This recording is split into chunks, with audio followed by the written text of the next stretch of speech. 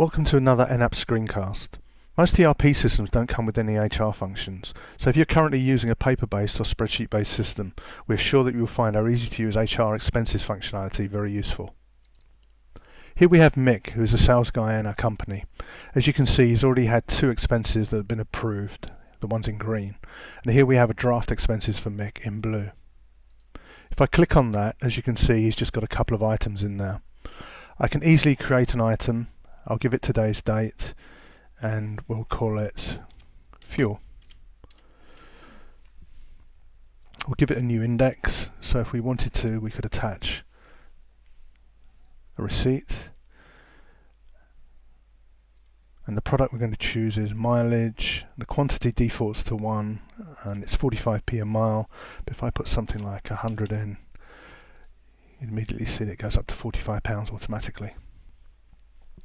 So Mick's done his expenses for the month or week and we're going to submit it.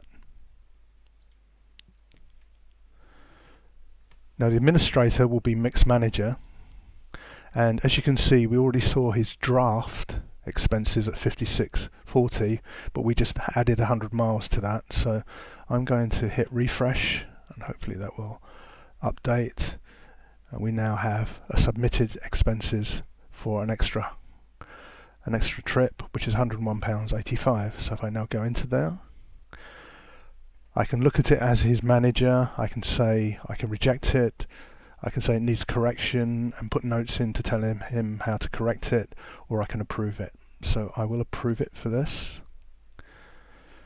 And now if I go back in as Mick, you can see here I'm now in as Mick, and I go back to my expenses and do a refresh. As you can see, it's gone green and it's been approved.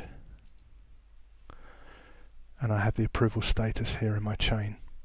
Thank you very much for listening.